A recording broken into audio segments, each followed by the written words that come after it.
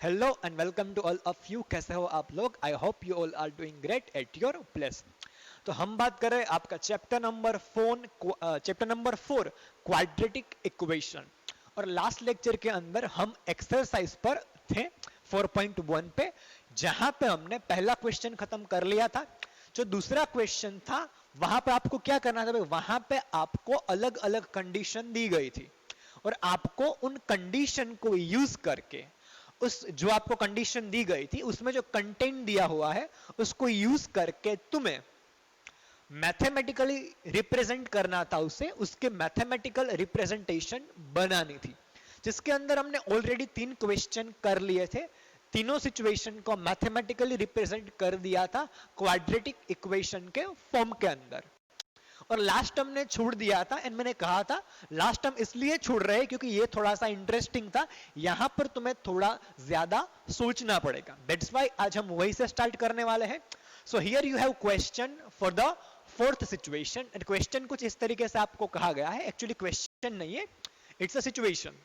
आपको बस mathematically represent करना है, आपको आंसर नहीं निकालना है। So let's start. A train travels a distance of 480 kilometre at a uniform speed। तो भाई कोई एक ट्रेन है जो 480 किलोमीटर का डिस्टेंस ट्रैवल कर रही है यूनिफॉर्मली,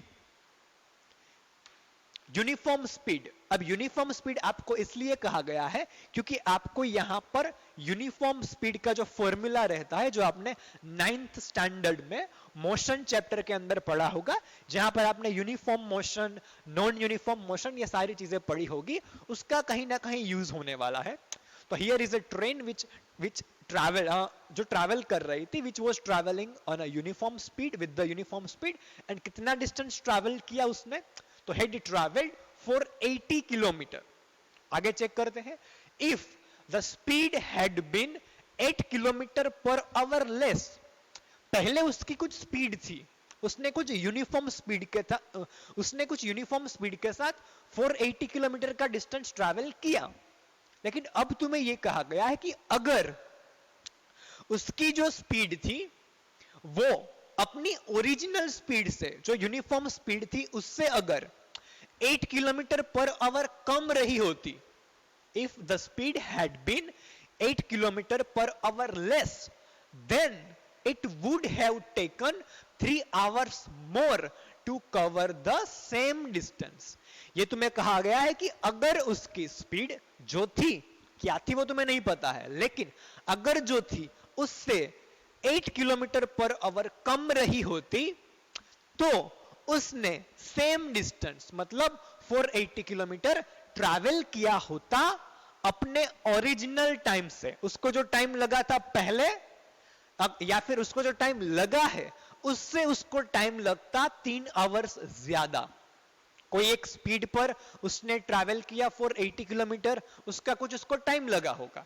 यहां पे कहा गया है अगर स्पीड 8 किलोमीटर पर आवर कम हुई होती तो उतना ही डिस्टेंस ट्रैवल करने में जो टाइम लगता वो उसके पहले वाले टाइम से 3 आवर्स ज्यादा होता।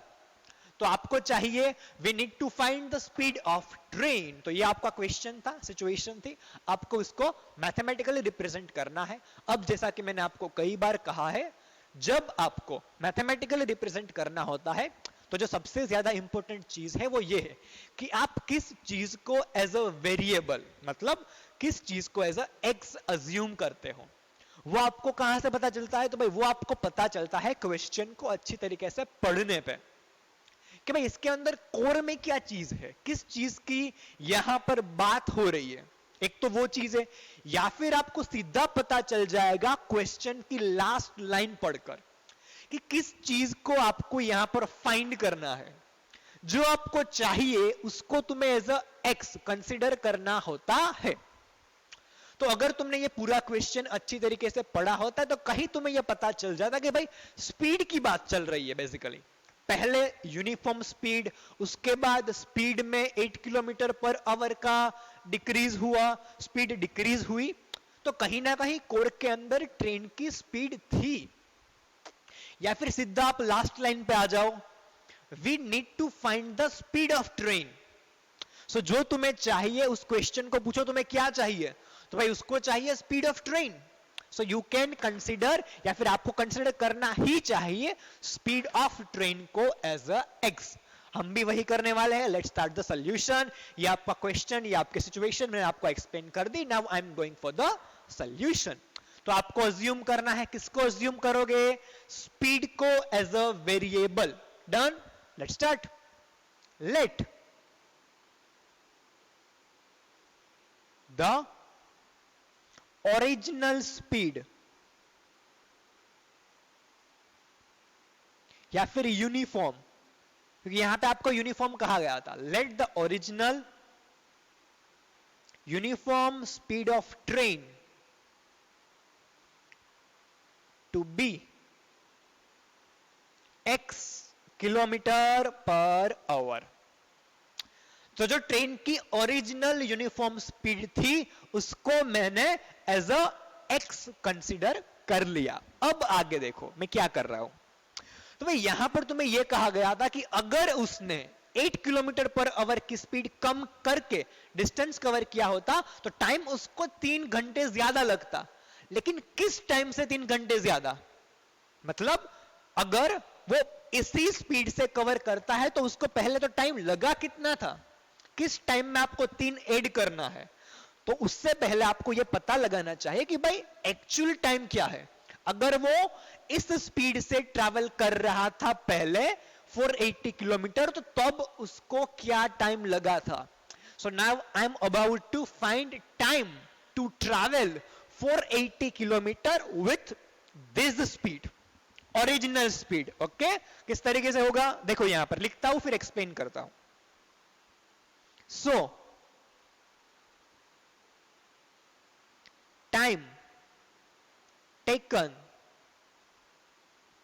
To cover 480 kilometre distance with the speed, कितनी speed, original, is equal to 480 divided by x hour. ये इंपॉर्टेंट चीज थी जो आपके दिमाग में आनी चाहिए कि सर टाइम की तो बात चल रही है लेकिन ओरिजिनल टाइम क्या था. देखो मैंने यहां पर क्या किया, मैंने कॉन्सेप्ट यूज किया आपके 9th का जो आपको पता है, speed is equal to distance divided by time. ये आपको फिजिक्स का चैप्टर मोशन था, उसमें कई बार यूज किया गया था, वहां पर था जो आपको याद होना चाहिए था. v is equal to D upon t, speed is equal to distance divided by time taken. So अगर मुझे टाइम चाहिए, देखो यहां पर मैंने टाइम लिखा है. So time taken to cover 480 kilometre distance. Distance कितना 480 किलोमीटर, एंड किस स्पीड से, तो x किलोमीटर की स्पीड से, x किलोमीटर पर आवर की स्पीड से. तो अगर तुम यहां पर वैल्यू रखते हो तो स्पीड कितनी मैंने ली, x kilometre per our. Distance कितना ट्रैवल करना था 480 किलोमीटर. स्पीड तुम्हारी x kilometre per our. Time नीचे आता है, मुझे वो टाइम चाहिए था, उसी को मैंने सब्जेक्ट बनाया. एक्चुअली में ये चीज टाइम है, कहां से मिली देखो यहां से. टाइम अगर तुम्हें चाहिए तो ये ऊपर 480 किलोमीटर डिवाइडेड बाय नीचे आपका हो जाएगा x किलोमीटर पर आवर.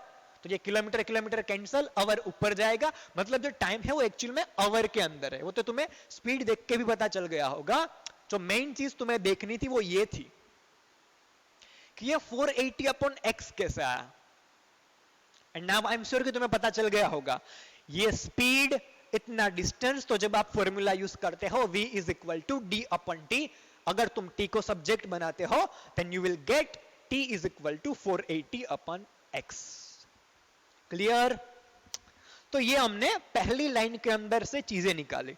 अब थोड़ा आगे आते हैं कि सर अब बात चल रही है ये कि मान लो उसकी स्पीड उसकी ओरिजिनल स्पीड से 8 किलोमीटर कम थी, मतलब मुझे पहले तो वो नई वाली स्पीड फाइंड करनी चाहिए. डिक्रीज होने के बाद जो स्पीड की बात हो रही थी वो स्पीड मुझे चाहिए. तो अब मैं उसको यहां पे लिखूंगा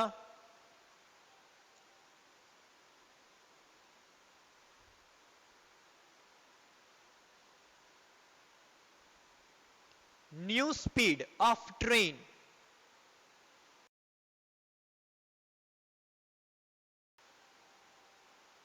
is equal to, new speed मतलब 8 किलोमीटर पर आवर डिक्रीज होने के बाद क्या बनेगी? तो ओरिजिनल आपकी थी x, आपको कम कितना करना है? 8 किलोमीटर पर आवर, तो वो क्या बनेगा? तो भाई वो बन जाएगा x किलोमीटर पर आवर में से 8 निकलेगा। सो जो न्यू स्पीड होगी जिसकी आगे बात चल रही थी उसको तुम लिख सकते हो x minus 8 kilometre per hour. तो ये आपको न्यू स्पीड मिल गई। अब इसी तरीके से तुम्हें ये टाइम भी निकालना होगा क्योंकि आगे भी टाइम की बात चल रही है। आगे जो आपने कहा है कि टाइम जो होगा वो ओरिजिनल टाइम से 3 आवर ज्यादा होगा, लेकिन वो कितना होगा?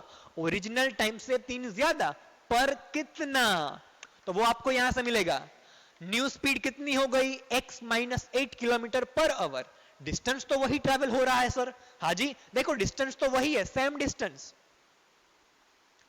तो हम वापस से ये वाला फॉर्मूला यूज करके टाइम नहीं निकाल सकते हैं? लास्ट केस के अंदर या फिर न्यू केस के अंदर ऑब्वियसली निकाल सकते हैं। तो यहां पर हो जाएगा new time to travel same distance, okay, 480 kilometre, distance नहीं बदल रहा है।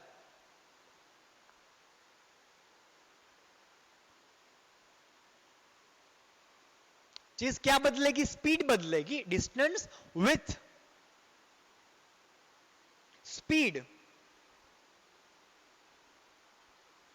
इस बार कितना? x minus 8 kilometre per our. फिर से वही कॉन्सेप्ट, क्या हो जाएगा? ऊपर 480 एज इट इज, लेकिन नीचे x की बजाय x माइनस 8 आवर। क्लियर? अब तुम्हें ऑलरेडी ये कहा गया है कि ये जो नया टाइम तुम्हें मिल रहा है वो ओरिजिनल टाइम से, जो उसका पहले का टाइम है, उससे 3 घंटे ज्यादा होता, तो उसको यूज करो। नाउ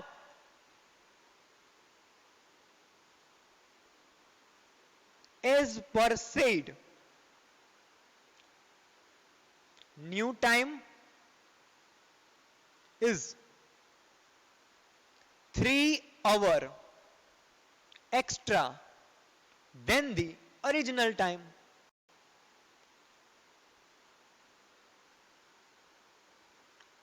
देख रहे हो? एज पर से, जैसा आपको कहा है क्वेश्चन के अंदर, जो नया टाइम है मतलब ये वाला,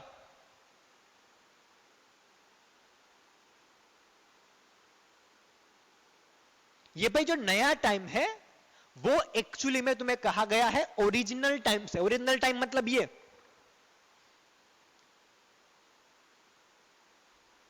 उससे 3 ज्यादा है। देख रहे हो ये कहां से आया? आपको कंडीशन दी गई थी उस पे से। देखो ये चीज काफी अच्छी थी, सोचना पड़ता है यहां पर कि भाई तुम्हें कहा गया है न्यू टाइम, मतलब ये कैसे बनता है? तो भाई ओरिजिनल टाइम में 3 डालने से। So new time is equal to original time plus 3 our.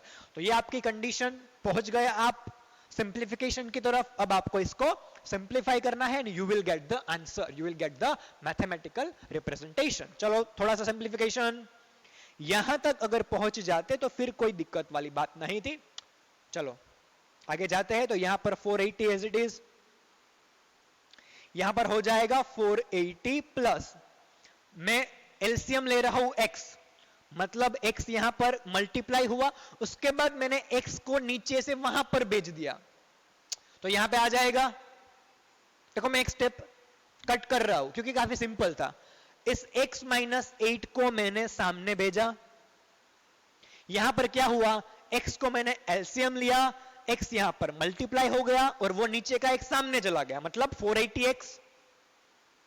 Now you are in standard 10th, okay? So इतना बेसिक मैथ्स तो आता ही होगा।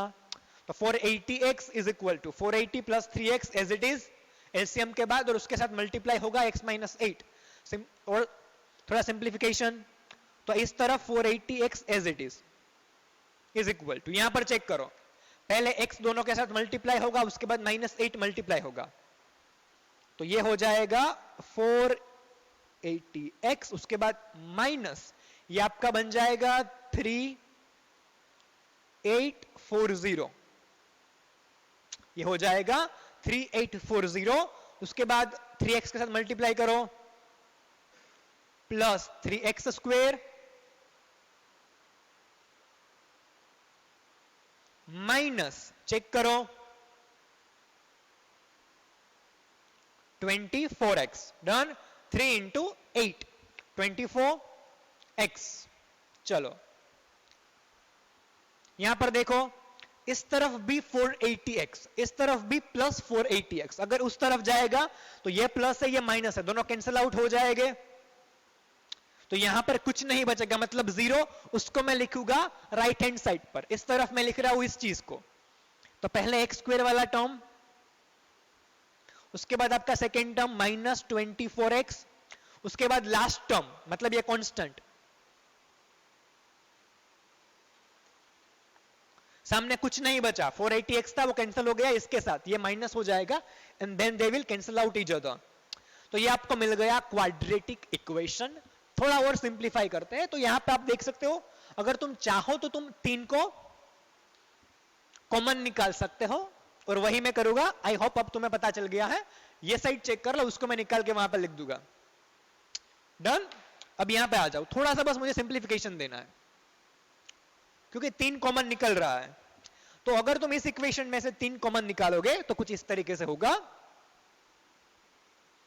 अंदर बचेगा पहले टर्म में एक्स स्क्वायर माइनस, उसके बाद 8x, और लास्ट में बचेगा I think 1280 is equal to, सामने 0 था, ये 3 मल्टीप्लीकेशन में, यहां पर आएगा तो डिवीजन में 0/3, answer is 0। So you got X square minus 8x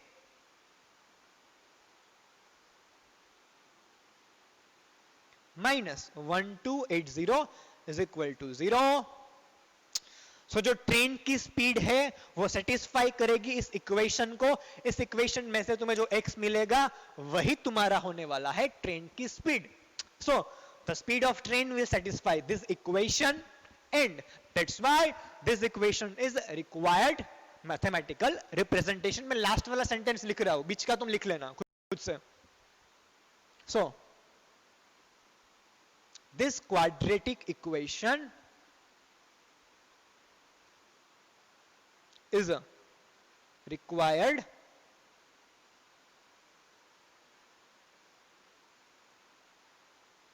mathematical representation।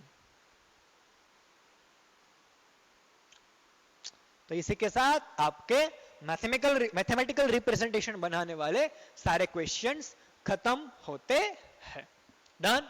तो भाई ये हो गया हमारा मैथमेटिकल रिप्रेजेंटेशन बनाने वाला काम कंप्लीट। देखो ये चीजें काफी इंपॉर्टेंट है इस चैप्टर के साथ, क्योंकि अब जैसे जैसे तुम आगे जाओगे तुम्हें इन क्वेश्चन को फिर सॉल्व भी करना है। तो पहले जब तुम मैथमेटिकल रिप्रेजेंटेशन बनाओगे फिर सॉल्व करने की बात आएगी, तो ये बनाना तुम्हें पहले आना चाहिए, ओके। दैट्स व्हाई हमने काफी धीरे धीरे से लर्न किया है। चलो अब ये गया, और आज का हम सेकंड टॉपिक पढ़ने वाले हैं जो है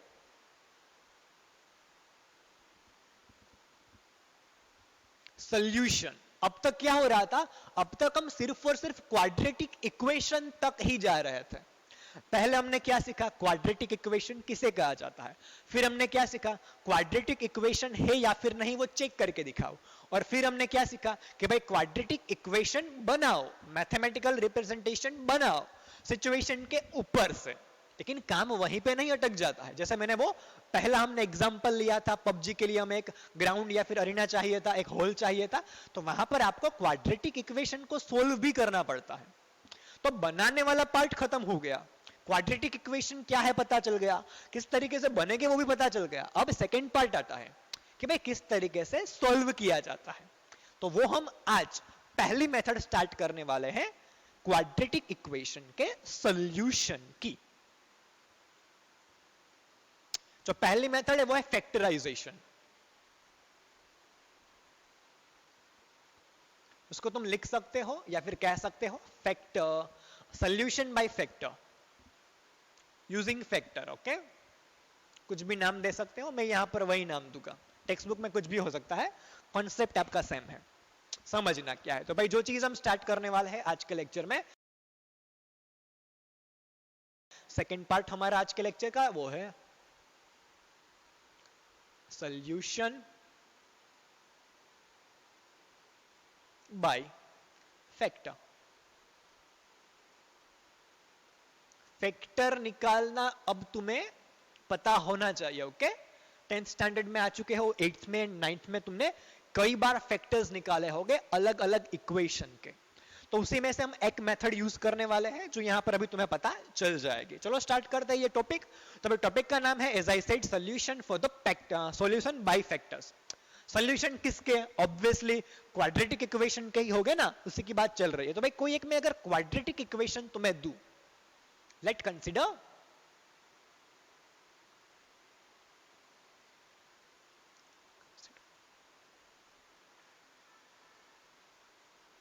इक्वेशन क्वाड्रेटिक। ओके, अब वही होगा 2x square minus 3x plus 1 is equal to 0। देख रहे हो, ये एक क्वाड्रेटिक इक्वेशन है। ax square plus bx plus c is equal to 0 type का इक्वेशन देख रहे हो, तो ये एक क्वाड्रेटिक इक्वेशन है। इज इक्वल टू 0 भी है। इस तरफ तुम्हारे पास क्वाड्रेटिक पॉलिनोमियल है, उसके इक्वल टू तुमने 0 रखा है, मतलब this is your quadratic equation. Very clear. अब देखो, अगर मैं x को रिप्लेस करता हूं, इफ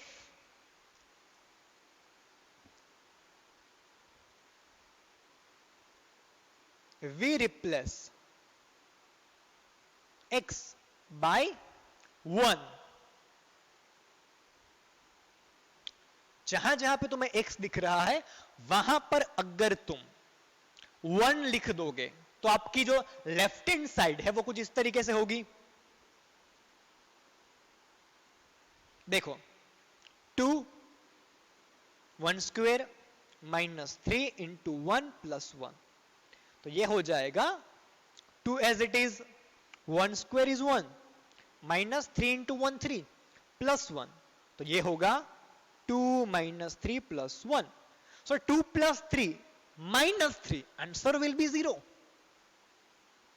इन 0 ही तो आपकी क्या है? तो भाई 0 ही तो आपकी है राइट हैंड साइड। तो यहां पर क्या था? तो भाई यहां पर जब मैंने x को रिप्लेस किया 1 से, तो मुझे इस इक्वेशन में left hand side is equal to right hand side मिल गई, मतलब आंसर मुझे 0 मिला। तो ये जो x इज इक्वल टू 1 हुआ is a, for this x is equal to 1 is a solution of this quadratic equation. तो इस इक्वेशन के लिए x इज इक्वल टू 1 क्या कहा जाता है? तो भाई वो कहा जाता है solution. Solution of the equation मतलब जो वैल्यू आपके इक्वेशन को सेटिस्फाई करे।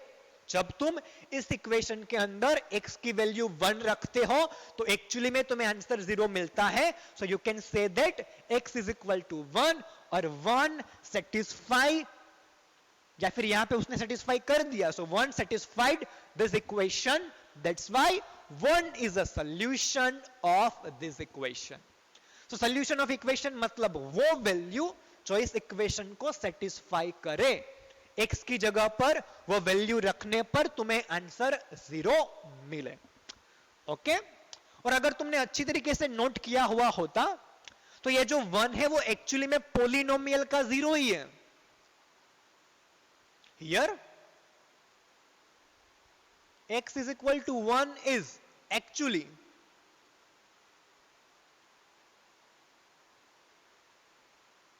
zero of polynomial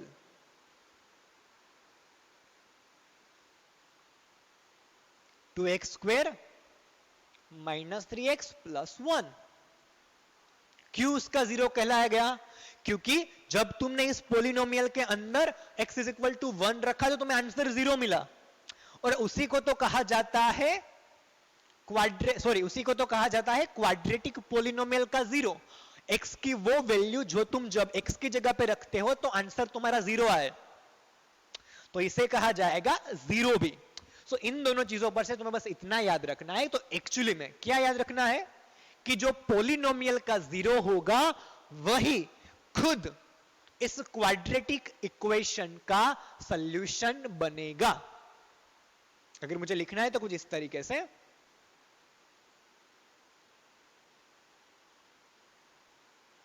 solution of quadratic equation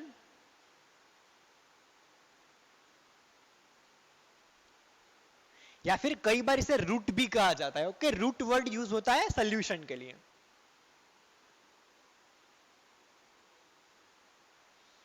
is always equal to वही होगा, कौन सा? 0 ऑफ क्वाड्रेटिक पोलिनोमियल। तो जो क्वाड्रेटिक पोलिनोमियल का 0 होगा वही एक्चुअली में इस इक्वेशन का क्या होगा? सॉल्यूशन या फिर रूट। ये आपकी टेक्स्ट बुक के अंदर सब चीजें लिखी गई है, that's why I am telling you. बाकी सीधा कॉन्सेप्ट है, आपको बस ये इक्वेशन सॉल्व करना है। जो तुम्हें x की वैल्यू मिलती है वो इसका सॉल्यूशन या फिर रूट, मतलब x की वो वैल्यू जो यहां पर रखने पर तुम्हें आंसर 0 मिले, खत्म। Got it? अब अगर मुझे इसको इन जनरल लिखना हो, यहां तो स्पेसिफिकली हमने बात की थी इस पोलिनोमियल की एंड 1 की। अगर इन जनरल लिखना है, ये चीज तो एज इट इज रहेगी। यहां पर देखो, इन जनरल अगर मुझे किसी भी इक्वेशन की बात करनी है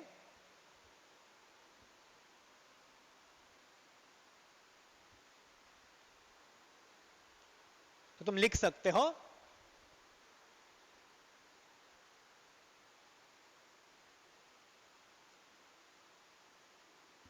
for any real number alpha and quadratic equation ax square plus bx plus c is equal to 0 where a is not equal to 0. okay, a 0 नहीं होना चाहिए।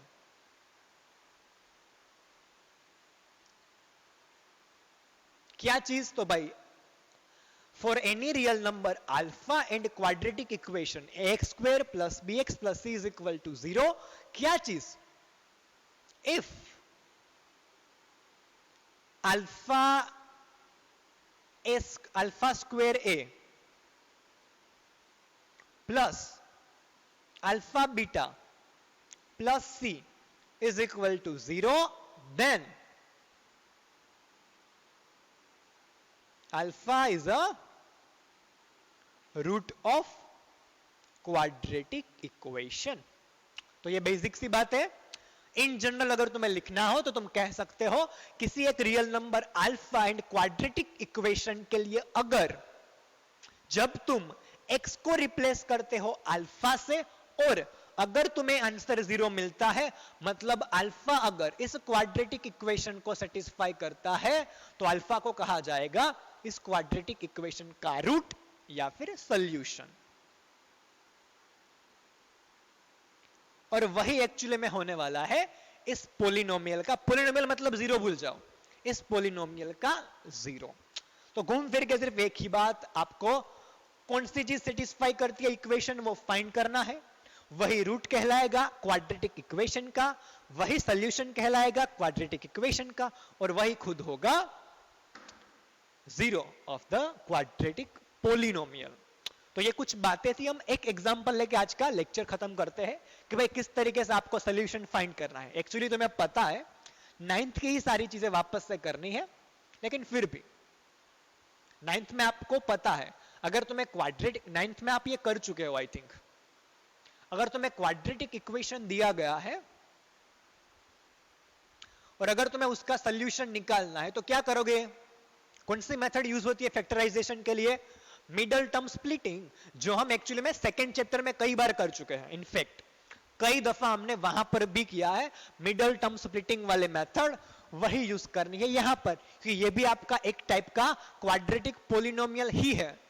सो जिस तरीके से तुम क्वाड्रेटिक पोलिनोमियल का 0 निकालते थे वही चीज यहां पर करनी है, उससे ही तुम्हें मिलेगा क्वाड्रेटिक इक्वेशन का रूट।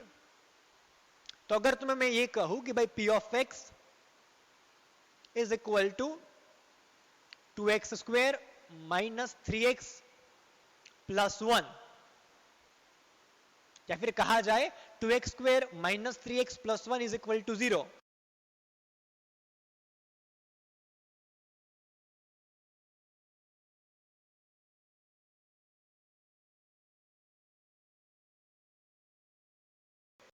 इस क्वाड्रेटिक इक्वेशन का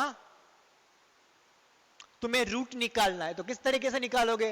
वेरी इजी, तुम्हें फैक्टर्स लेने हैं। तो यहां पे तुम लिखोगे इस तरीके से, बाय फैक्टराइजेशन, या फिर बाय यूजिंग, कौन सी मेथड यूज करोगे?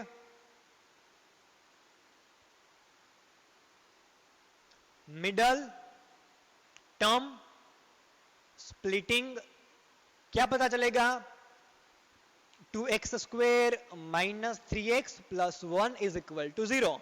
मिडल टर्म स्प्लिट करने की मेथड है, वही आपको यूज करनी है लेफ्ट हैंड साइड पर।